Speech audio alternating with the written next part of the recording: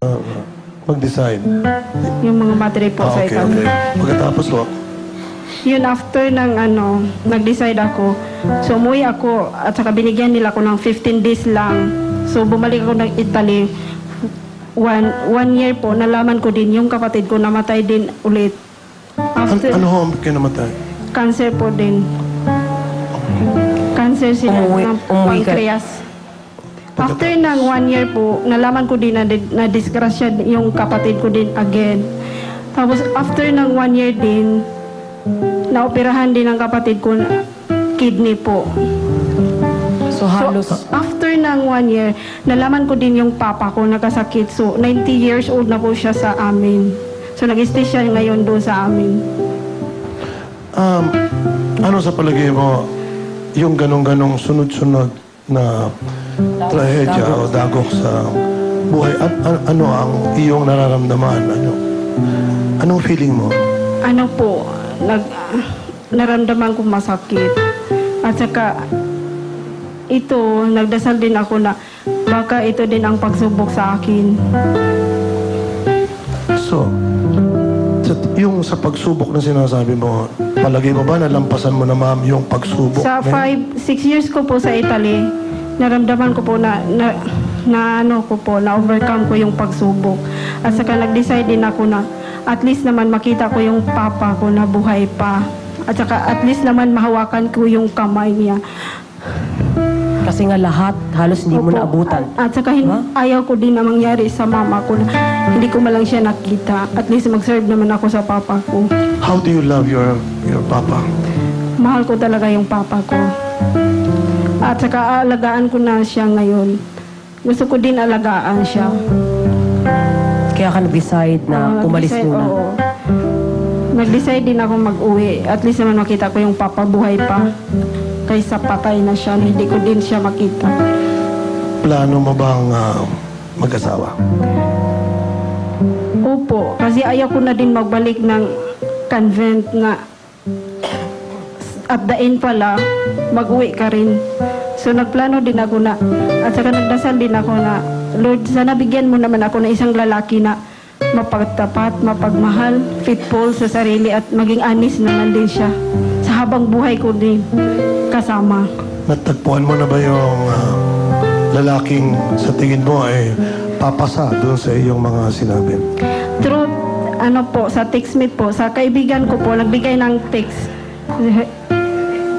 Nagtitextmate po kami. Yung textmate ka ngayon. Hindi pa kayo nakikita ng personal. Di ba? Na po, 2 beses na po. The other week at saka ngayon po. Diba? Kumusta naman? Kumusta naman ang takbo ng sitwasyon? Kumusta naman ang takbo ng sitwasyon?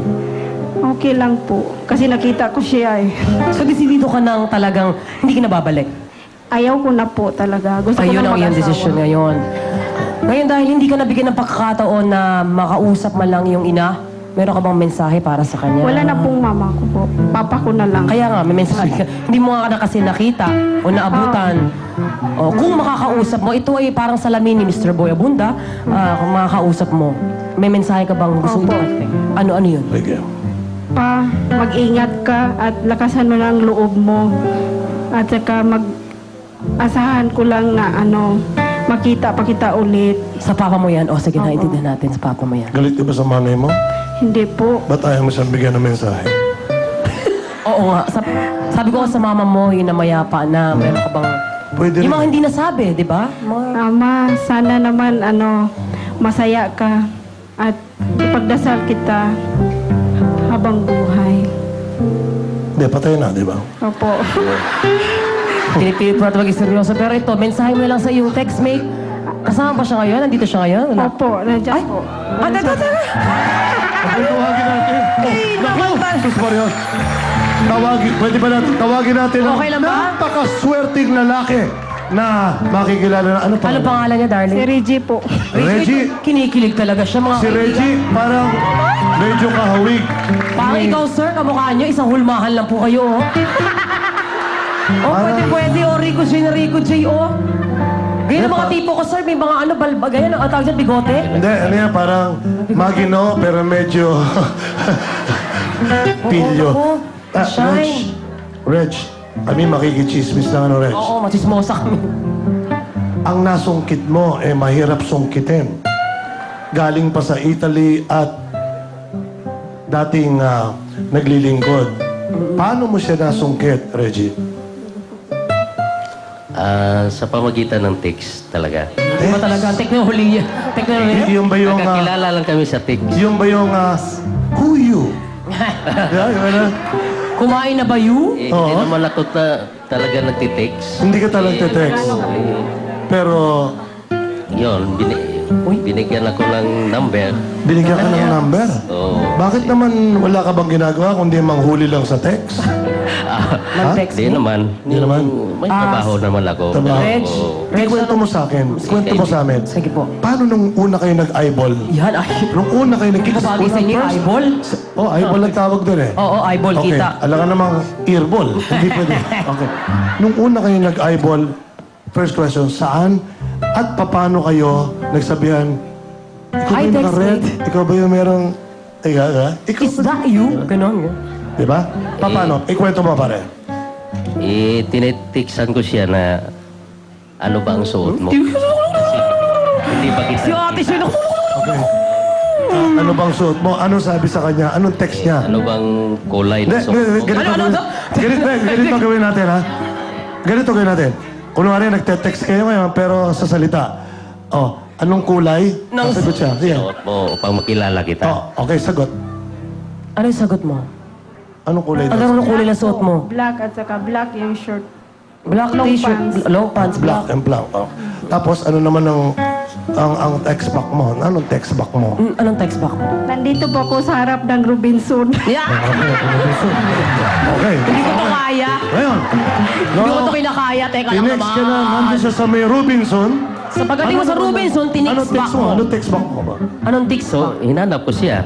Oh. Tapos? Basta naka-black. Yung naka-black na Naka-black pants. Ganon. Oh, ka-black. Pa nakahawak ng cellphone. Nakahawak ng Naku, cellphone, uy. tapos ano? May load. Ayun. Oh, tapos? Tumunog. Tapos? Dinapitan ko. Sinabihan, ikaw ba si Shine? Wah! Madali na. Sabi ko po, opo, ako po. Tapos nagkamayan kami. Shine. Dali lang. Tatanong lang ako kay Shine. May Bakit- connection ba agad? Bakit naman sabi mo lang, nagkamayan kami? Ba't may gusto ka pa bang iba sa pagbibit nyo? Kamayan. Ano? Nagkamayan kayo? Pagkatapos, May instant connection. meron ba kagad na parang tinatawag Spark. na love Chemistry. at first sight? Ganon. Uy! Nanginginig. Meron ano ba? May ganun? Parang pasmado lang. Hindi, Gumagano. ano, oh. May Ba't ganun yan? ba? Shine at saka Hindi, Reggie? tanungin ko muna si Laki muna. Sige. Freddy. Reggie. Reggie, ayan na naman tayo sa mga pangalan, sir. Yung gamot na naman nakalimutan.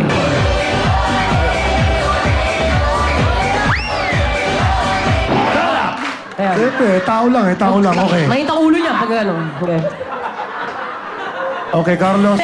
Carlos, ganito. Anong sabi mo, ano ang matatanong ko, ikaw ba, anong na-feel mo kagad?